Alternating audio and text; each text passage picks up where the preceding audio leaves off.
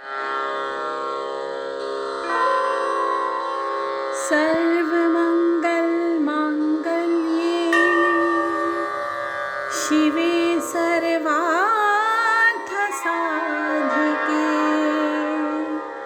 शरण्ये त्र्यम्बके गौरी नारायणी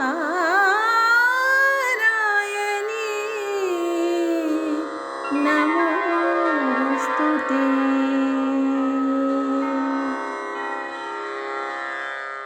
जय माँ इंद्राक्षी, जय अम्बे। इंद्राक्षी धाम में दर्शकों आप सभी का हम हार्दिक स्वागत करते हैं। आइए इस विशेष अंक में हम बात करते हैं नवरात्र की विधि विधान के बारे में, साथ ही कौन सा नवरात्र किस दिन रहेगा, किस दिन कौन सा पाठ पढ़ा जाता है और घट स्थापना का शुभ मुहूर्त क्या रहेगा। हमारे मुख्य 4 नवरात्र होते हैं, 2 गुप्त नवरात्र होते हैं और 2 मुख्य नवरात्र जो सबको मालूम होते हैं। जैसे कि इस बार 22 मार्च का प्रथम नवरात्र है। ये नवरात्र जो चैत्र मास के आते हैं, इसमें हमारा हिंदी नववर्ष प्रारंभ होता है, नए संवत्सर में हम प्रवेश कर जाते हैं और साथ ही हर वर्ष का अलग संवत होता है। जैसे इस बार का संवत का जो नाम है पिंगल नामक संवत है। राजा बुध हैं, मंत्री शुक्र हैं और सबके ऊपर कृपा बनी रहे। और साथ में हम प्रथम नवरात्र में जब घट स्थापना करते हैं, उसी के साथ हम अपनी नई बहियाँ, खाते, उनके ऊपर भी शुभ चिन्ह अंकित करते हैं। सारी जानकारी इस अंक में देंगे। ये नवरात्र जो कहलाते हैं, ये चैत्रीय नवरात्र कहलाते हैं, वासंतिक नवरात्र कहलाते हैं, क्योंकि प्रकृति भी इसमें बहुत सुंदर हो जाती है। हरे पल्लव, पत्तियाँ, हरे हरे घास के मैदान स्वतः उगाते हैं और प्रकृति जब ऐसा सुंदर आभूषण ओढ़ती है तो उस बदलती हुई ऋतु में हम नया वर्ष मनाते हैं और भगवती की पूजा करते हैं। इसके बाद जो मुख्य नवरात्र हमारे आएंगे वो शारदीय नवरात्र आएंगे। आइए सबसे पहले तो आपको हम ये बताएं कि 22 मार्च को जो ये हमारा प्रथम नवरात्र है, इस नवरात्र में हमें किस पुस्तक से हमें पाठ की विधि या पाठ पढ़ने हैं। गीता प्रेस, पुनः बता देता हूँ, गीता प्रेस, गोरखपुर, उत्तर प्रदेश। गीता प्रेस की दुर्गा सप्तशती ले लें, चाहे वो आपके पास हिंदी वाली हो या संस्कृत वाली हो या संस्कृत से हिंदी में हो। अनेकों भाषाओं में भी, ये प्रांतीय भाषाओं में भी मिल जाती है। ठीक है, तो आप अच्छे से उसको ले लें। और साथ में अब प्रथम नवरात्र के दिन सुबह सुबह जल्दी उठ करके, 22 तारीख को सुबह जल्दी उठना और जो पूजा का दरबार है आपका, जहाँ आप बैठ करके पूजा पाठ करते हो, उसको एक दिन पहले ही अच्छे से साफ़ स्वच्छ करके, गंगा जल का छींटा मार के, सभी मूर्तियों को धो करके, पूज करके, साफ़ कर करके अच्छे से अपने हिसाब से रख दें। नया कपड़ा बाजोट बिछा दें, लाल रंग का या पीले रंग का। अखंड जोत जलानी है तो अखंड जोत की व्यवस्था के लिए घी, शुद्ध घी आदि की सारी व्यवस्था कर करके रखें। अब जो नवरात्र हम करेंगे, इसमें सबसे पहले तो आप एक काम करें, नवरात्र की तिथियां नोट कर लें कि किस तिथि में कौन सा नवरात्र है और उस तिथि की कौन सी देवी है जिसकी हमें पूजा करनी है। सबसे पहले ये लिख लें और इसके बाद मैं आपको सामग्री आदि सारी चीज़ें लिखवाता चलूँगा। आइए लिखें। दिनांक, दिन, तिथि और उस दिन क्या भगवती का स्वरूप रहेगा आप लोग नोट करें। 22 मार्च सन 2023 दिन है बुधवार का। उस दिन प्रतिपदा है, प्रथम नवरात्र है, माँ शैलपुत्री का पूजन होगा। 23 मार्च सन 2023 दिन बृहस्पतिवार, द्वितीय तिथि है और भगवती ब्रह्मचारिणी का पूजन रहेगा। 24 मार्च दिन शुक्रवार रहेगा, ध्यान रखें। उस दिन गणगौर भी है। गणगौर भी जो लोग मनाते हैं तो गणगौर भी उस दिन उत्सव रहेगा गणगौर का। और भगवती का तृतीय नवरात्र है, यानी कि तृतीया ही तिथि है, तीसरा ही नवरात्र है। भगवती चंद्र घंटा का उस दिन पूजन रहेगा। अब हम आते हैं चौथे नवरात्र में। 25 मार्च शनिवार का दिन है, चतुर्थी तिथि है, चतुर्थ नवरात्र है, भगवती कुष्मांडा का पूजन रहेगा। आगे बढ़ते हैं। 26 मार्च दिन रविवार का है और पंचमी तिथि है।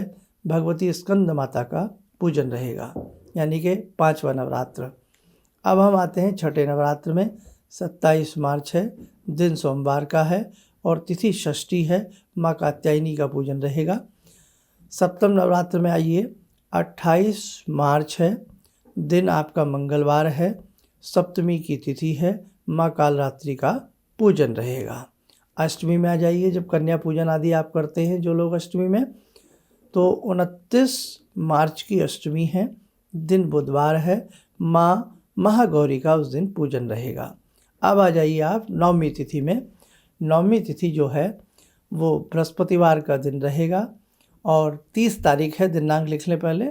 30 मार्च नवमी तिथि रहेगी, दिन बृहस्पतिवार का रहेगा और भगवती माँ सिद्धिदात्री का उसमें पूजन रहेगा। तो ये भगवती के स्वरूप हैं और भगवती के हम अलग से आपको 9 स्वरूप भी नोट करा देते हैं कि प्रथम दिन भगवती का ये स्वरूप, द्वितीय दिन ये स्वरूप, तृतीय दिन ये स्वरूप। आइए एक नज़र आप वो भी देख लें। भगवती के 9 स्वरूप हैं। पहला स्वरूप है भगवती का माँ शैलपुत्री, दूसरा माँ ब्रह्मचारिणी, तीसरा माँ चंद्रघंटा, चौथा माँ कुष्मांडा, पांचवा माँ स्कंद माता, छठवा माँ कात्यायनी, सातवां माँ कालरात्रि, आठवां माँ महागौरी, नौवां माँ सिद्धिदात्री। ये भगवती के 9 स्वरूप हैं जो नवरात्र में पूजे जाते हैं। किस दिन कौन सा भोग लगेगा और किस दिन कौन सा पाठ रहेगा वो भी हम आपको बताएंगे। अब हमें सबसे पहले क्या करना है, जो पूजन की सामग्री है वो सारी लेकर के अपने पास सुबह सुबह सारा सामान के साथ हमें बैठ जाना है। सामग्री भी आप लोग एक बार नोट कर लें।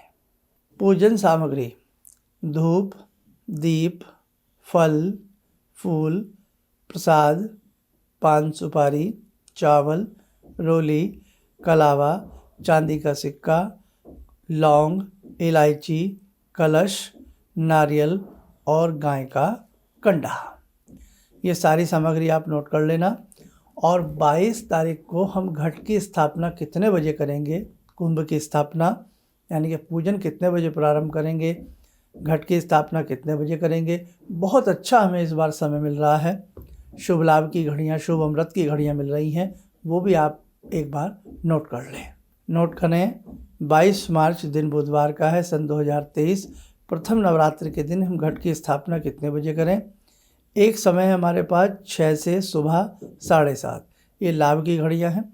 दूसरा समय वहीं से शुरू हो जाता है, सुबह प्रातः 7:30 से प्रातः 9 बजे तक अमृत काल की घड़ियाँ हैं, यानी कि 6 बजे से लेकर के सुबह 9 बजे तक का टाइम बहुत ही सुंदर टाइम इस बार भक्तों को भगवती की कृपा से प्राप्त हुआ है।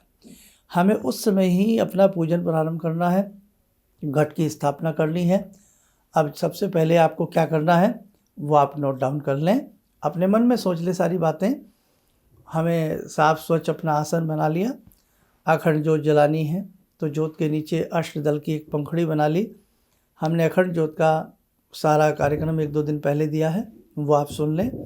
और यदि आपको पाठ के समय तक की ज्योत जलानी है वो भी सही रहता है, ऐसी कोई बात नहीं है, तो भी आप अष्टदल की पंखुड़ी सी बना करके थोड़ा फूल चावल रख करके ज्योत रखें और सारा सामान तैयार करके अब सबसे पहले अपना आचमन कर लें, चाहे गायत्री मंत्र से कर लें, गुरु मंत्र से कर लें, या ओम है पवित्र है पवित्र हुआ, जो सबको नहीं भी आता है बहुत लोगों को, तो आप गायत्री मंत्र से भी अपना पवित्रीकरण कर लें।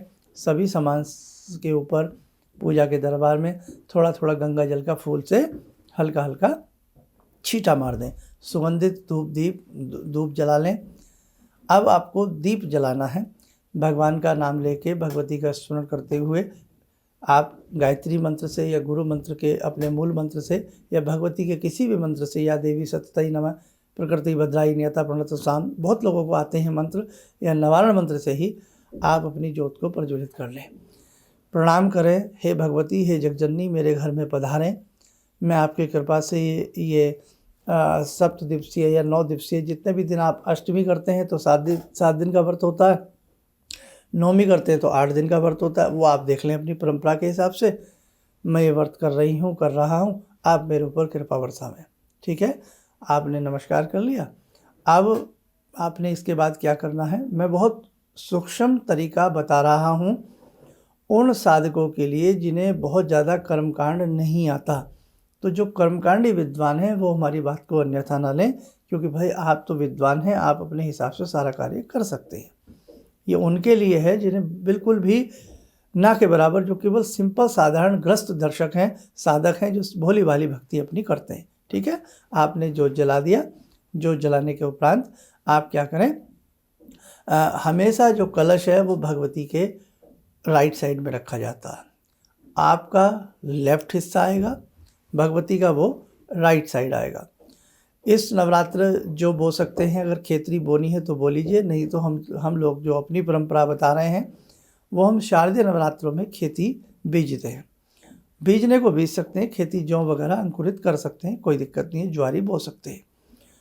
अब आपने कलश को रखा भगवती के इस साइड में, राइट साइड में, और कलश में आप क्या करें, एक सिक्का, 5 सुपारी, थोड़ा फूल, चावल, थोड़ी हल्दी, थोड़ी सुगंधी, हल्दी की गांठ भी डाल सकते हैं, पिसी हल्दी भी थोड़ी सी डाल सकते हैं, थोड़ा फूल चावल उसमें डाल करके, और कलश के कुंभ के चारों तरफ आपने क्या करना है, धागा बांध देना है।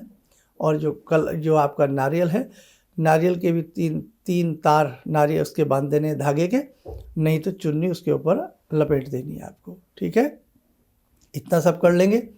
आम की एक सुंदर सी टहनी मिल जाए पत्तों वाली, या अशोक के पत्ते हों, वो कलश के अंदर रख के उसके ऊपर से नारियल रख दिया जाता है। हमेशा ध्यान रखें, नारियल जो रखें, नारियल की जो चोंच होती है ना पतले वाली, वो ऊपर की तरफ रखें या नारियल को लिटा करके रखें। इस टाइप से आप रख सकते हैं, वहम में मत पड़ना।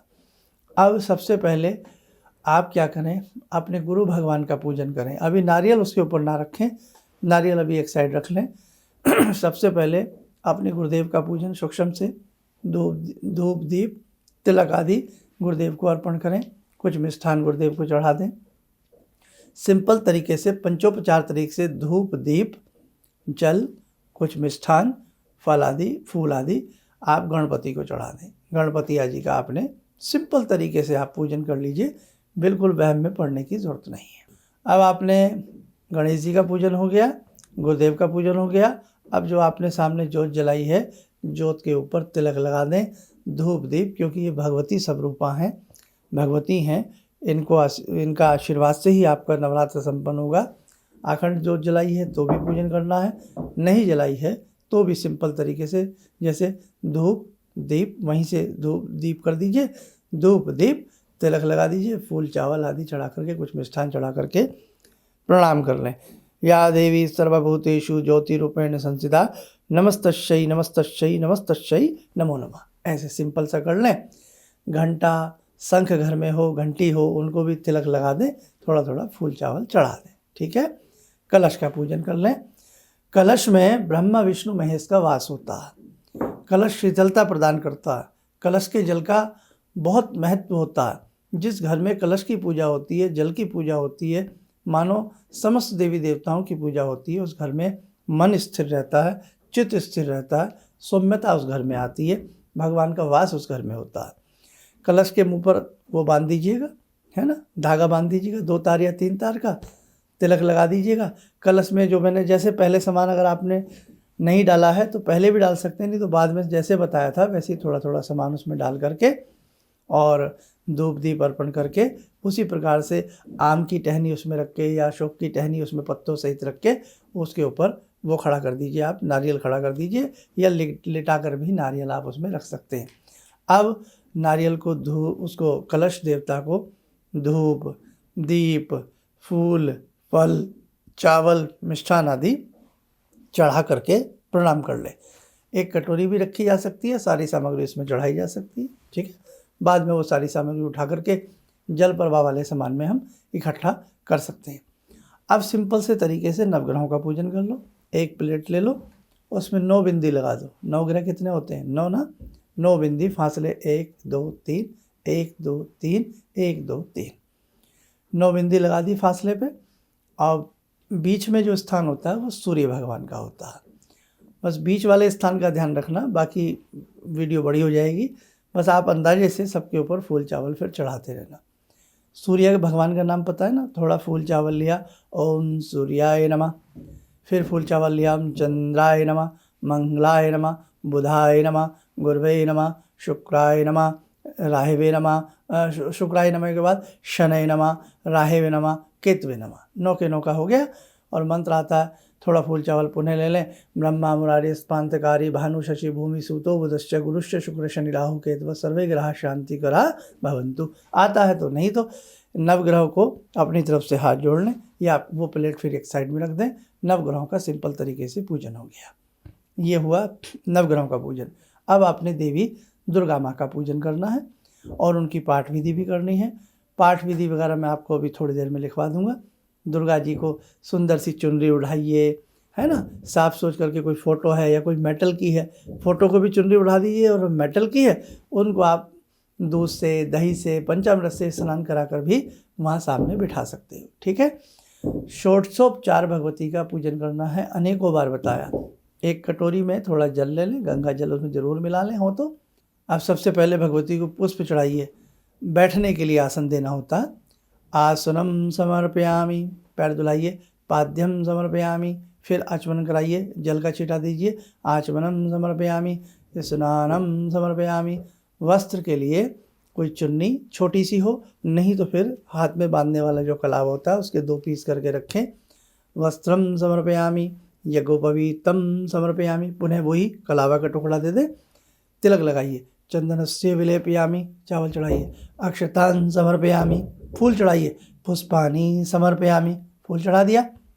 धूपम आग्रपयामि, दीपम दृश्यामि, जो दीप जल रहा है उसी का इशारा कर दीजिए, धूप का इशारा कर दीजिए। अब मीठा चढ़ाइए। मीठे में दूध, फल, बर्फी, कुछ भी हम मीठे में चढ़ा सकते हैं। नैवेद्यम निवेदयामि, नैवेद्यम मतलब भोग। नैवेद्यम निवेदयामि, फल भोग लगा दिया आपने। अब उस समय का जो ऋतु फल हो, कोई भी, जैसे केला है, अमरूद है, कोई भी ऋतु फल जो है आपके पास अवेलेबल है, ऋतु फलानि समर्पयामि। मुख शुद्धोदनम एलालवंग समर्पयामि, लौंग इलायची चढ़ा दीजिए। अब पान का एक बड़ा पत्ता, उसमें एक गोल सुपारी रख के उसे फोल्ड करके लौंग से बना लें, नहीं तो ऐसे ही पान का पत्ता और सुपारी ले लें। अब आपने क्या करना है, पूंगी फलानि समर्पयामि, उसी कटोरी में चढ़ाते जाइए।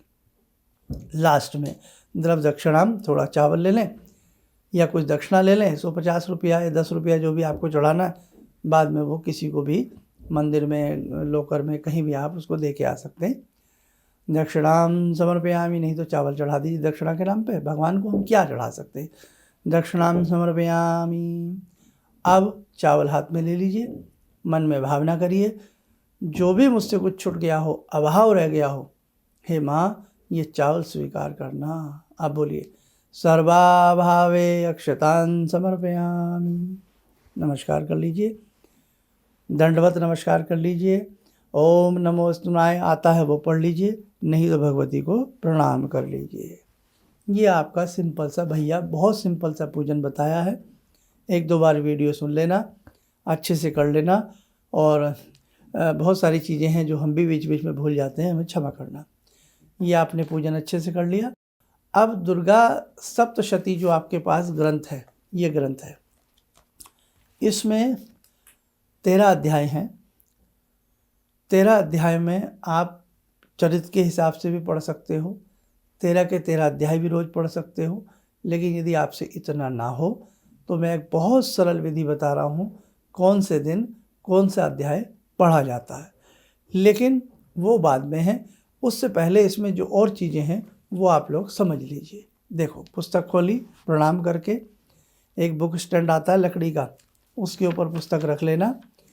इसी में सबसे पहले संकल्प है। अब संकल्प आपको करना इससे आता है तो अच्छी बात है, नहीं तो चावल, जल चम्मच में या अर्घी जो आती है उसमें ले लें, और हे भगवती मैं आपका अष्टमी तक, नौमी तक पूजन करूँगा, मुझे शक्ति दें।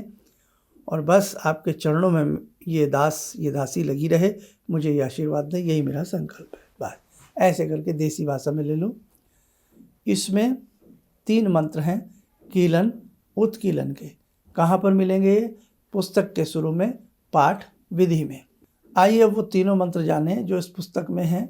पाठ विधि में तीनों मंत्र मिल जाएंगे जो शाप विमोचन का कार्य करते हैं। बहुत लोग कहते हैं ना दुर्गा सप्तशती श्रापित है, तो यदि ये 3 मंत्र शुरू में पढ़ लें और पाठ के अंत में पढ़ लें, किसी तरह का कोई दोष नहीं लगता है। ठीक है, तीनों मंत्र हैं। पहला मंत्र है ओम ह्रीं क्लीं श्रीं क्रां क्रीं चंडिका दिव्यै शाप नाशानुग्रहं कुरु कुरु स्वाहा। ठीक, ये पहला मंत्र है। उसके बाद दूसरा मंत्र है ओम श्रीं क्लीं ह्रीं सप्तशती चंडी के उत्कीलनम कुरु कुरु स्वाहा। ये दूसरा मंत्र है। सब लिखा हुआ है कि इसको इतनी बार पढ़ना है। पढ़ोगे सब समझ में आएगा। 7-7 बार पढ़ना है। एक मंत्र केवल 21 बार पढ़ा जाता है, यही बीच वाला। अब तीसरा मंत्र है ओम ह्रीं ह्रीं वम वम एम एम मृत संजीवनी विद्ये। ये मंत्र इसमें तीसरा भी मिल जाएगा। आप जब पुस्तक पढ़ोगे ना सब समझ में आ जाएगा। तो हमने ये तीनों मंत्र हमने बहुत अच्छे से प्रेम पूर्वक पढ़ लिए। अब इंडेक्स में आ जाइए, विषय सूची में। इसके बाद हमें कवच का पाठ करना है। नोट कर लें, इसके तुरंत बाद हमें क्या पढ़ना है? कवच। संकल्प आदि आपने कर लिया है। अब कवच। कवच के बाद अर्गला स्तोत्रम, उसके बाद कीलकम। ये 3 चीज़ रोज़ पढ़ी जानी है। पाठ का नंबर चाहे किसी का भी हो, लेकिन ये 3 चीज़ें रोज़ पढ़ी जानी है। ठीक है। इसके बाद तंत्रोक्त रात्रि सुक्तम, नंबर 4 पे तंत्रोक्त रात्रि सुक्तम। दिव्य अथर्वशीर्षम समय का पढ़ने का समय है तो देवी अथर्वशीर्षम पढ़ लीजिए, नहीं तो इसको रहने दीजिए। अब आ जाइए नवारण विधि। नंबर 7 पर है नवारण विधि। नवारण मंत्र की आपको विधि आती है जो इसमें दी गई है, वो आती है तो उस विधि से कर लें, नहीं तो प्रणाम करें। एक माला एम ह्रीं क्लीं चामुंडाई विच्चे, एक माला कर लें। ओम शुरू में लगाएं और ओम लास्ट के मन के पर लगाएं। बीच में ओम लगाने की ज़रूरत नहीं है। एक माला हो गई आपकी। फिर सुन लो, कवच नंबर 1 पे कवच, नंबर 2 पे अर्गला स्तोत्रम, नंबर 3 पे कीलकम, नंबर 4 पे रात्रि सुक्तम, नंबर 5 पर नवारण मंत्र की एक माला। ये रोज़ होगा, इसमें कोई अलटफेट नहीं होता। ये सप्तमी तक रोज़ रहेगा। अब इसके बाद आ जाइए सप्तशती न्यास। सप्तशती के न्यास करने आते हैं, समझ लेना तो न्यास कर लेना, नहीं तो पहले दिन पहला पाठ पढ़ेंगे। पहले दिन कौन सा पाठ पढ़ा जाता है? पहला पाठ पढ़ते ही तुरंत फिर आपको क्या करना है? नवारण मंत्र की एक माला करनी है। फिर पुनः नवारण मंत्र 2 बार होता है, शुरू में पाठ के और पाठ के तुरंत अंत में नवारण मंत्र की एक माला की जाती है। उसके बाद तंत्रोक्त देवी सुक्तम पढ़ा जाता है। लिख लें, पाठ के तुरंत बाद नवारण मंत्र की एक माला, फिर तंत्रोक्त देवी सुक्तम एक बार पढ़ेंगे। अब 3 रहस्य हैं। ये रहस्य आज रहने दीजिए, ये 7वें दिन आप पढ़ना, क्योंकि हम अलग विधि से आपको तरीका बता रहे हैं। उसके बाद अगर आपके पास समय है दुर्गा जी के 32 नाम पढ़ने का, सिद्ध कुंज जी का स्तोत्र करने का तो कर लीजिए। फिर क्षमा प्रार्थना करके अपनी आरती कर लीजिए। ये आपका पाठ हो गया। ठीक है। आरती, क्षमा प्रार्थना जरूर करना और आरती करना। व्रत आप किस हिसाब से रखते हैं, साथ के साथ रखते हैं, वो आप देख लीजिए। अब हमने आपको एक विशेष बात बताई कि जो हमने शुरू की 4-5 चीज़ें बताई हैं वो रोज़ रहेंगी। जो 13 अध्यायों का कर्म है वो बदलता रहेगा। जैसे पहले दिन पहला रहेगा, और उसके अध्याय के तुरंत बाद भी हमने क्या बताया? नवारण मंत्र की एक माला होगी। और उसके बाद हमने क्या बताया? तंत्रोक्त देवी सुक्तम होगा। रहस्य अभी नहीं पढ़ेंगे। अब आइए, पहले दिन कौन सा पाठ किया जाता है? पहला। दूसरे दिन कौन सा करेंगे? तीसरे दिन कौन सा करेंगे? नोट करें, प्रथम नवरात्र यानी कि पहले दिन प्रथम अध्याय, दूसरे नवरात्र दूसरा और तीसरा अध्याय, तीसरे नवरात्र चौथा अध्याय पढ़ा जाता है, चौथे नवरात्र 5वां, 6वां, 7वां और 8वां अध्याय पढ़ा जाता है। 5वें नवरात्र 9वां और 10वां अध्याय पढ़ा जाएगा। 6वें नवरात्र 11वां अध्याय पढ़ा जाएगा। 7वें नवरात्र 12वां और 13वां अध्याय पढ़ा जाएगा। समझ में आ गया? ये नोट रख लेना। पहले दिन पहला, दूसरे दिन दूसरा, तीसरा। समझ में आया? पाठ तो बदलते रहेंगे, लेकिन इन पाठों के आगे और पीछे की जो बातें हैं वो जू की तू रहेंगी। और हाँ, उत्कीलन कीलन के जो 3 मंत्र हैं वो सबसे पहले संकल्प आदि के तुरंत बाद पढ़ लेना। और जब आपका पहले दिन पहला पाठ हो जाए, दूसरे दिन दूसरा, तीसरा हो जाए, तो पाठ के तुरंत बाद वो दोनों तीनों चीज़ें पढ़ लेना। ये विधि पूरी रहेगी। अब किस दिन भगवती को क्या भोग लगाया जाता है, तिथि के हिसाब से और उसके वार के हिसाब से उसका क्या फल मिलता है हमें, तिथि के हिसाब से आप लोग वो नोट कर लीजिएगा। प्रतिपदा पहली तिथि में भगवती को गोघृत का भोग लगाते हैं, जिससे निरोगिता प्राप्त होती है, ये फल मिलता है। द्वितीया में शक्कर दीर्घायु रूप में फल मिलता है शक्कर चढ़ाने से। तृतीया में भगवती को दूध का भोग लगाते हैं, दुखों से निवृत्ति होती है। चतुर्थी में मालपुए का भोग लगाते हैं, विघ्नों का नाश होता है। पंचमी में केले का भोग लगाते हैं, बुद्धि का विकास होता है। षष्ठी में मधु का भोग लगाते हैं, सुंदर व्यक्तित्व निखर करके आता है। सप्तमी में भगवती को गुड़ का भोग लगता है, शोक से मुक्ति होती है। अष्टमी में नारियल का भोग लगता है, संताप का निवारण होता है। नवमी में धान का लावा लगता है, उभय सुख की प्राप्ति होती है। दशमी में काले तिल से बने कोई मिष्ठान का भोग लगाइए या काले तिल अर्पण कीजिए, मृत्यु से निर्वधा प्राप्त होती है। ये था तिथियों का हिसाब किताब। बाकी हम प्रतिदिन के हिसाब से आपको जानकारी देने का प्रयास करेंगे। थोड़ा आज हमारा भी स्वास्थ्य पूर्णतः एकदम अच्छा नहीं है, लेकिन भगवती की कृपा है कि आपसे हम बात कर पा रहे हैं। नहीं तो एक बार तो उम्मीद थी कि शायद विशेषांक नहीं बना पाएंगे। खैर, भगवती हिम्मत देती हैं। अब जिनसे बहुत कुछ ना हो वो लोग क्या करें, नवारण मंत्र याद कर लेना। ऐं ह्रीं क्लीं चामुंडाई विच्चे।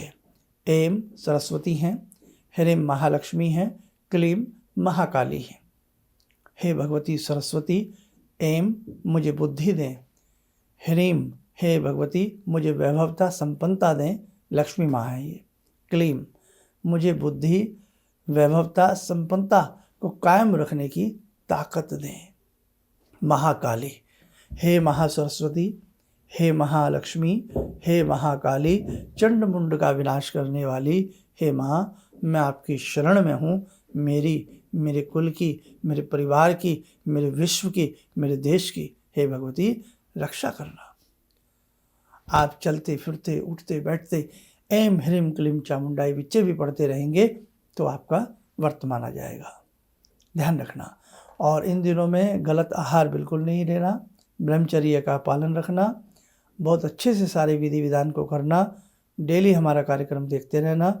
और भी जो बातें होंगी समय समय पर हम प्रतिदिन के हिसाब से आपको बताएंगे।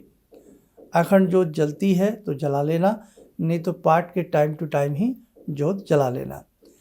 सप्तमी करते हैं तो सप्तमी के दिन फिर तीनों रहस्य होंगे, बाकी मैं बताता रहूँगा। और अष्टमी की सुबह नारियल आदि तोड़ करके कन्याओं में सब में बांटना, पूजन करना। कन्या पूजन कैसे करेंगे, कढ़ाई पूजन कैसे होगा, सारी चीज़ें हम आपको बताएंगे।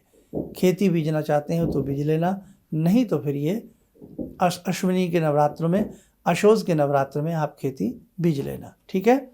आज समझता हूँ जितनी जानकारी बताई गई है इसे अच्छे से अंक को 2-3 बार 4 बार सुन लेना, ताकि सारी चीज़ें आपको समझ में आ जाएंगी।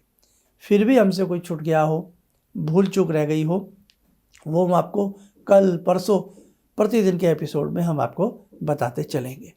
आपका एक धर्म बनता है, फर्ज बनता है कि अधिक से अधिक इस प्रकार के जो भी हमारे कार्यक्रम होते हैं सब तक पहुँचाइए, ताकि आराम से बैठ के सब अपने घर में भगवती की उपासना कर सकें। और ये बहुत आश्चर्य की बात है कि साल में सबसे ज़्यादा भगवती की उपासना की जाती है। 4 नवरात्र होते हैं 9 दिन के। सोचने की बात है, ब्रह्मा विष्णु महेश भी जिस भगवती की उपासना साधना करते हों, हम तो आम इंसान हैं। यदि भगवती की साधना उपासना करेंगे तो वास्तव में हम अपने कुल का कल्याण करेंगे और सौभाग्य को प्राप्त करेंगे। बस इतना ही कहूँगा। और साथ में नया हिंदी वर्ष हमारा प्रारंभ 22 तारीख की सुबह से हो जाएगा।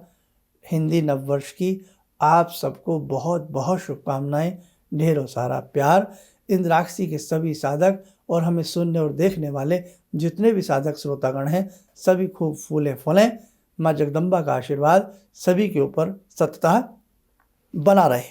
एक छोटी सी फ़ोटो मेटल की हो, धातु की हो, वो ज़रूर इस नवरात्र ले आना। जिनके पास ना हो उन्हीं को स्नान वगैरह कराना, बाकी हम रोज़ बताते चलेंगे। आप सबको नवरात्रों की बहुत बहुत शुभकामनाएं। आप स्वस्थ रहें, सुखी रहें। इन्हीं शुभकामनाओं के साथ हम अपनी वाणी को विराम देते हैं। जय जय अम्बे। भगवान से जुड़ो, और भगवान को से जुड़ने का जरिया आपने बताया, बहुत अच्छा लगा, बहुत धन्यवाद। और सनातन धर्म को जिंदा रखने के लिए आप जो प्रयास कर रहे हैं बहुत सराहनीय है। हम लोग को मौका मिला है, हम लोग भाग्यशाली हैं जो आपके करीब आने का हम लोग को मौका मिला है। किसी भी समस्या के समाधान के लिए मिले प्रसिद्ध हस्तरेखा एवं वास्तु विशेषज्ञ प्रोफेसर धर्मेंद्र शर्मा जी से। नोट: शिविर में भाग लेने हेतु एवं व्यक्तिगत रूप से मिलने के लिए कॉल करने का समय सुबह 10 बजे से शाम 6 बजे तक। हमारे विभिन्न ज्ञानवर्धक कार्यक्रम देखने के लिए आप हमें अभी सब्सक्राइब करें, बेल आइकन को प्रेस करें ताकि आप देख सकें हमारा कार्यक्रम सबसे पहले। और अधिक जानकारी के लिए फेसबुक पेज को लाइक करना न भूलें।